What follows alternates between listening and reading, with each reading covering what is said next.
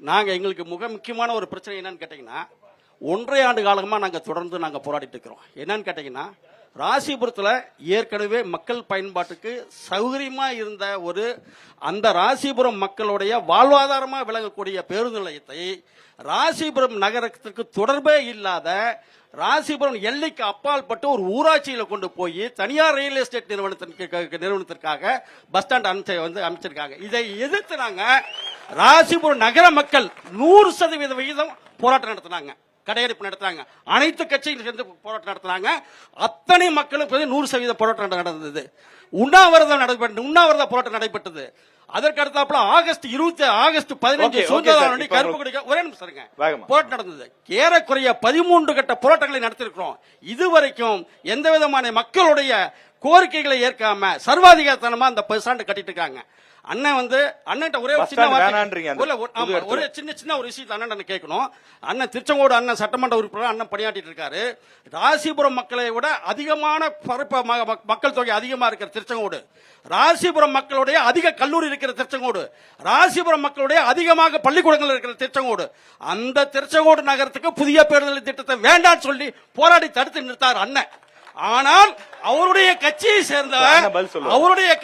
சேர்ந்த பாராளுமன்ற உறுப்பினர் மாதேஸ்வரன் அண்ணா அவர்கள் இந்த ராசிபுரம் மக்கள் மத்தியில் நிக்காம பேருந்து நிலையம் அமைப்பதற்கு இதுவரைக்கும் எந்த விதமான குரல் கொடுக்காத ஏன்?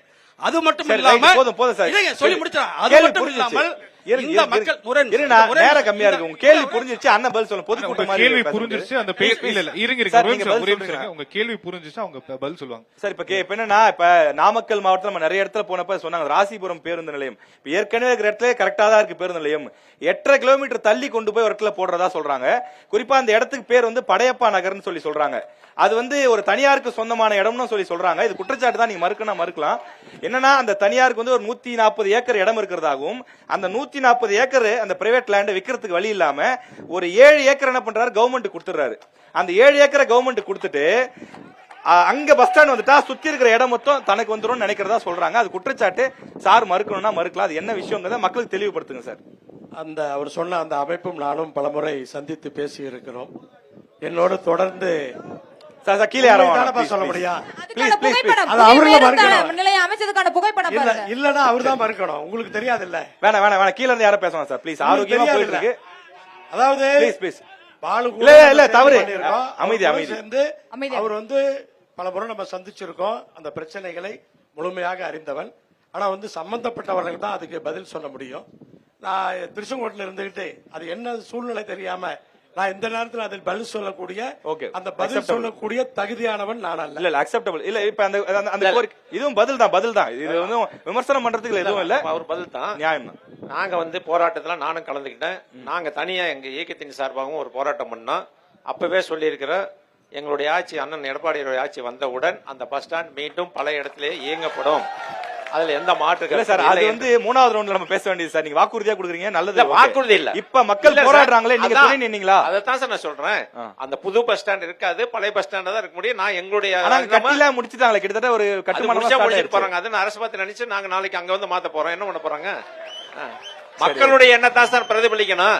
மக்களுக்கு விரோதமா இருக்கிறத நம்ம செய்யக்கூடாது. மக்கள் என்ன நினைக்கிறாங்களோ அது செய்யணும். தெரியல. அப்ப அவர் சொன்னாங்கல்ல திருச்செங்கோடு பஸ் ஸ்டாண்ட், அவர் மக்களுடைய மனநிலையை தெரிஞ்சு அவர் சொல்லியிருக்கிறாரு.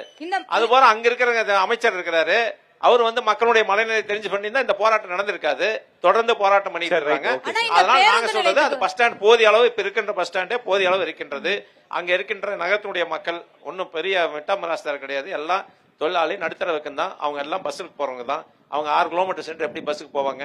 அதனால நாங்க அண்ணன் எடப்பாடியார் வந்தவுடன் மீண்டும் அந்த பஸ் நிலையம் அங்கேயே இந்த பஸ் நிலையத்துக்கு அரசு முறையா நிதி ஒதுக்கீடு பண்ணவே கிடையாது. சொந்த காசுல 10.58 கோடி போட்டு அவங்களே பஸ் நிலையம் கட்டி இருக்காங்க. இன்னும் திறக்கல. யாருடைய சொந்த காசுல? இல்ல அது அப்படி இல்ல. நிதி ஒதுக்கி இருக்காங்க.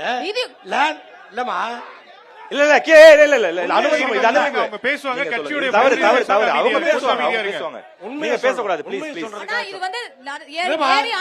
ஆக்கிரமிச்சு இருக்காங்க. நான் சொல்லிடுறேன். லேண்ட் இல்ல அமைதி இருங்க.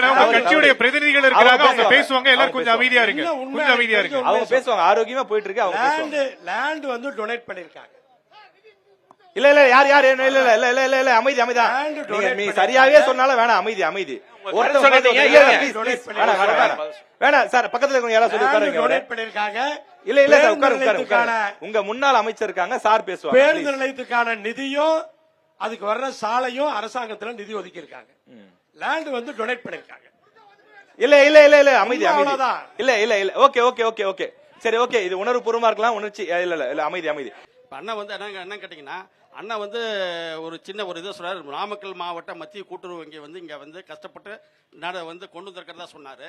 அந்த பணி நியமனங்கள் வந்து நேர்மையாவும் நீதியமாவும் நடக்குமான்னு ஒரு வார்த்தை அவங்க சொன்னாங்கன்னா எனக்கு அது திருப்தியா இருக்கும். சரி ரைட் ஓகே சார் நீங்க அது பதில் கேஸ் போடலாம் நீங்க. அது நீதிமன்றத்துக்கு தான் போகணும். ஓகே ஓகே ஓகே சார் இப்ப நியூஸ் தமிழுடைய தேர்தல் பயணத்தின் சார்பில் வந்து ஒரு முக்கியமான விஷயத்தை ஆட்சியாளர்களுக்கு நம்ம வந்து அனைத்து கட்சியினுடைய தலைவர்களுக்கும் தெரியப்படுத்துறது என்னன்னா ராசிபுரத்துல கட்டப்படக்கூடிய அந்த பேருந்து புதிய பேருந்தை விட பழைய பேருந்து தான் அதே இடத்துல தொடரணுங்கிறது அந்த பேருந்து நிலையம் அதே இடத்துல தொடரணும் அப்படிங்கறது தான் பெரும்பான்மை மக்களுடைய கருத்தா இருக்கு. அதை நாம இந்த தேர்தல் பயணத்தினுடைய அந்த மக்கள் வாக்குறுதிகள் மூலமா அதாவது அவர்கிட்ட பேட்டிகள் மூலமா தெரிஞ்சுக்க முடிஞ்சது. அதையும் இதுல பதிவு பண்ணோம். பெரும்பான்மை மக்கள் அதே இடத்துல தொடரணுங்கிறாங்க, புதிய இடத்துல வேணாங்கிறாங்க. அதையும் நம்ம சொல்லிடுறோம். இப்ப வேகமா இன்னும் ஒரே ஒரு கேள்வி மட்டும் உங்ககிட்ட கேட்டுட்டு மூணாவது ஒரு சின்ன விளக்கம். அதுல திமுக தவிர மீதி அவனுடைய தோழமை கட்சி அத்தனை பேருமே அதுக்கு போராடுறாங்க. சரி right sir okay okay okay இல்ல ஓகே